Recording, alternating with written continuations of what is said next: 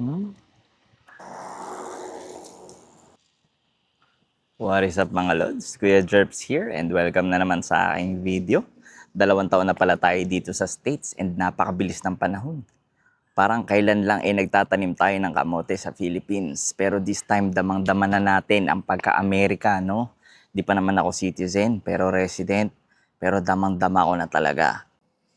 And ayun nga mga lods, since 2 taon na tayo dito, ang dami nang nagbago or ang dami na nangyari sa buhay natin.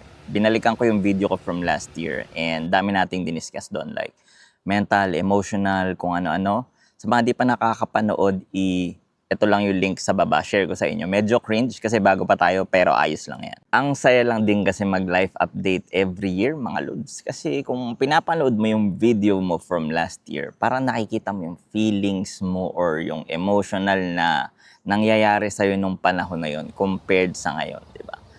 For me kasi itong pagbablog is like an online diary na pwede mong balik-balikan and i-share sa ibang tao anytime. Kasi kung for me, like Facebook, mga ganyan, pag nakita na yan ng tao, hindi na nila yan babalikan eh. Dito sa YouTube, kumikita ka pa. Yun ang mahalaga. And let's go mga chong, and kung makikita nyo, kanina ko pa pinapakita tong binoculars ko, no? Vortex HD. Kabibili lang natin yan. And syempre, piniflex ko lang.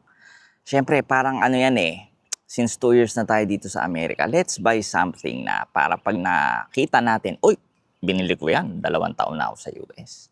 And syempre, to commemorate our 2 years here, na hindi pa tayo na-deport. Pero yun nga mga chong, let's go, samahan nyo na ako.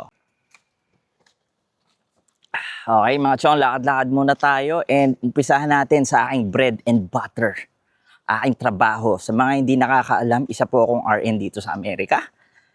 And kontratista, under tayo ng kontrata. 3 taon. So since nang start nag-work ako, tumaas yung sweldo ko ng $3. No? Medyo maliit lang, pero okay na yan. Kasi starting lang naman. So big update sa trabaho ko. As you all know, meron akong plan na lumipat ng state kung matapos na yung contract ko. Pero hindi pa yan planchado. For this time, medyo inaaral ko na yung process. Kasi for me, walang mali dito sa North Carolina. Napakaganda ng North Carolina. And napakaganda ng aking employer. Napakalupit, very friendly, very lahat ng positive masasabi ko about my employer, my hospital, and my other workmates. Balita ko din, 2 beses itataas yung sahod namin this year. So, kahit pa paano, maka-upgrade tayo ng t-shirt, tsaka salawal, no? Yung salawal natin, side A, side B, nagbe-bacon na. Makabili man lang ng bago. Pero ayun nga mga lods, meron din pala akong tip or gustong i-share sa mga wala pa dito, wala pa sa US, and of course, sa mga matagal na rin, no? Mga veterano, kahit pa paano, may gusto akong i-share para sa inyo. Dito muna tayo, ang init. Pahinga muna tayo. Mga lods, alam nyo ba yung kasabihan na do not blank where you eat? Ang ibig sabihin niyan, huwag kang gagawa ng kabulastugan kung saan ka kumakain. Or sa madaling salita, huwag tayo gagawa ng kalokohan kung saan tayo kumukuha ng pangkabuhayan. Ibig sabihin sa workplace, be very serious. Kasi yan yung pinagkukunan mo ng pera. Tsaka kumukuha ng lahat ng pinagkakagastusan mo. Pambili mo ng Balenciaga, diyan mo kukunin yun. Kaya huwag kang gagawa ng kalokohan or anything kasi alam ko meron kayong nababasang mga news, RN dito sa US, ganyan, bago pa lang. Tapos ganito na yung nangyari. Feeling ko kasi sometimes, no, medyo nagiging very komportable na tayo. Minsan sa environment natin, daming Pilipino, very friendly. Feeling mo nasa Philippines, very relaxed. Pero yun, pagka-relax na yun, yun ang magdadala sa atin sa kapahamakan. Tip lang kay Kuya Jerps, huwag gagawa. Do not blank where you eat. Self-explanatory na yan. Kayo na mag-explain kung paano nyo iintindihin. Teka, may dadaan. Nahiya ako mag-vlog. Kausapin na naman ako nito.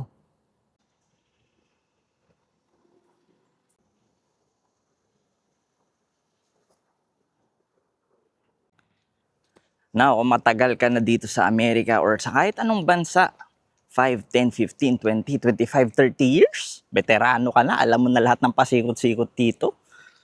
Alam mo na makipag-usap. Ang galing mo mag-English. Always remember, you were once a beginner too. Ibig sabihin yan, no? Always be kind. Sa mga bagong dating na Filipinos dito, syempre, yung iba dyan, wala talagang alam. Maraming tanong, makulit, ayos lang yun, no? Walang mawawala sa atin kung magiging mabait tayo and accommodating. Lahat tayo may kanya-kanyang pinagdadaanan. Kaya nagtatanong yan kasi hindi niya alam. Huwag na nating i-assume na alam niya agad yan. Bawat isa sa atin may iba't ibang learning curve. Di ko na rin i-discuss. Yun lang ang masasabi ko. Always be good because you were once a beginner too. Nasa na ba tayo? Beginner ka dyan. Nasa gitna na tayo ng kakahuyan. Isa pa sa mga masashare ko sa inyo, mga lods. No?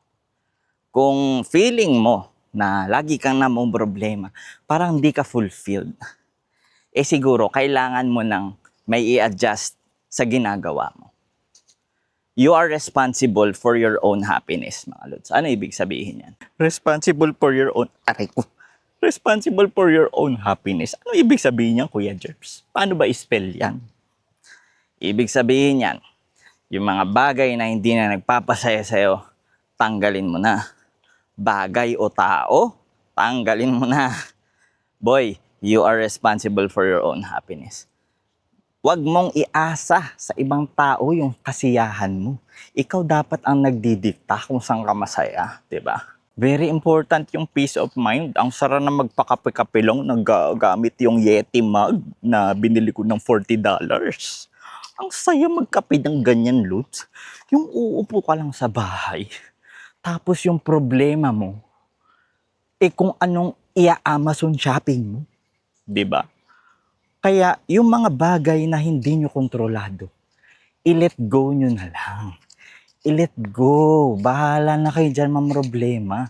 Basta ako, ito ang gagawin ko. Uy, ganda. Hi. O, di ba mga lods, ang ganda. Sasakyan ko yan. Love na love ko yan. Pag-usapan nga muna natin tong sasakyan. Ano? Di ko napansin, may tumitingin pala sa akin, tapos tumatawa. Nakita, nagsasalita ako mag-isa. Anong pake mo? Okay mga lods, tago muna tayo dito, no? Binalikan ko pala yung nakaraang kong video from last year. And isa sa mga goals ko is yung retirement, no? So lagi kong sinasabi retirement, pero update lang, na max na natin yung retirement natin for 2026. So masasabi natin, achievement na natin yan. Pero share ko lang tong sasakyan ko, no? Share ko lang sa inyo. Nakuha ko to is September of 2024. This is a 2025 CX-5. Nakuha natin siya for a price of $32,500. So mga lods, na-curious lang ako. Pinapresyohan ko yung sasakyan ko sa CarMax and Carvana. Gusto siyang bilhin ng CarMax ng $27,400 and Carvana $28,000.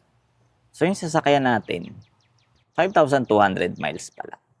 And kung ginawa natin yun, lugi tayo ng $4,000, which is not bad for almost a 2-year car.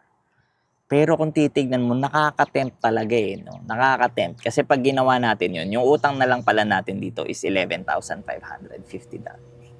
So kung ginawa natin yun, makakuha tayo ng $15,000 to $16,000 as our equity na pwede nating gamitin para i-trade in sa mas bagong sasakyang BMW Mercedes-Benz. Mercedes-Benz.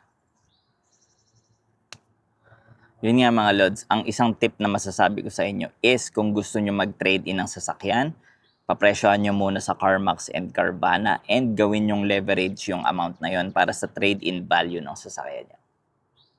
BMW. And plano nating i-keep tong sasakyan natin ng napakahabang panahon kasi it will save us a lot of money. Siguro pag naging na fully pay na natin to after 1 year, mga boy. 800, at least $800 ang masasave natin every month na pwede nating gastusin sa ibang bagay na mas mahalaga pa. Kasi mga lods, brand new pa rin naman yung sasakyan natin eh. And yung mga sasakyan ngayon, kuha ka ng reliable brand, tatagal yan talaga ng 150 to 200,000 miles. So, 2027 goals, no? Ano nga bang goal ang pwede natin gawin for 2027? Siguro, continue lang natin yung mamax yung retirement natin. And, yun na, peace of mind. Kailangan tahimik ang buhay, walang magulo, no? Hindi makulong. De, joke lang. At the same time, ayun pala, bawas-bawasan yung online shopping. Mga lod, sobrang guilty. Online shopping, Amazon, no, eBay, kung ano-ano, bawas-bawasan natin yan. Kasi sobrang laki ng nagagastos natin sa online shopping. Hindi na ako magbibigay ng value. Pero nung tinignan ko, mas malaki pa yung nagagastos natin kaysa sa sweldo. Kung ano lang eh. Kasi dito sa States, gagano ka lang, pipindot-pindot ka lang, napapagastos ka na eh. About sa bahay, hindi ko pa pinaplanong bumili kasi wala naman akong katuwang para bayaran yung bahay na wala akong ka-share. Kasi kung bibili ako ngayon, babawad lang ako sa utang and masya-short ako, no?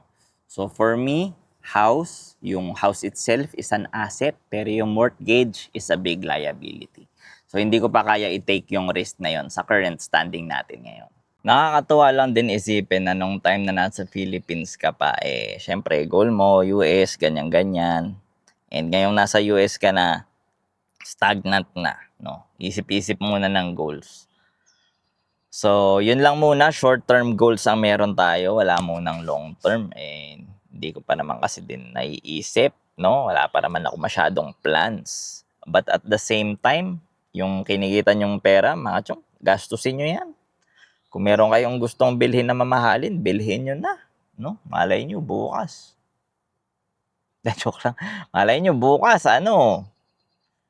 magmahal. 'Di ba? Magmahal na yan. Di sayang. 'Di ba? Pwede na mahulugan yan credit card Ang mahalaga is masaya tayo, no? Yung ginagastos nyong pera is gastusin nyo rin para sa sarili nyo. Huwag puro sa ibang tao, no? Kasi mental health mo yung nakasalalay dito.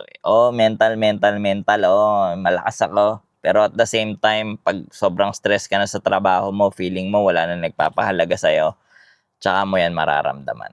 Kahit sabihin mo meron kang family, may mga anak ka, nagmamahal sa'yo, sometimes mafe-feel mo wala ka ng oras sa sarili mo. Parang gusto mo rin ng me time, pero wala ka ng oras kasi nga, dami mong utang, babad ka pa sa trabaho, pag uwi mo, ikaw pa mag-aasikaso, yung mga ganong bagay ba, mag-a-add up yan Pero yun nga mga lods, at the same time, prioritize natin yung sarili nating kasiyahan, and yun lang mga lods. Kung gusto nyo pa ng mga gantong video, yung update ng video na to, next year pa uli, June 2027. Tignan natin, hoy Kuya Jerps, tignan natin kung anong magbabago sa'yo sa 2027. And yun lang mga lods, kung gusto nyo pa ng mga ganitong video, just like and subscribe kay Kuya Jerps and see you on my next video.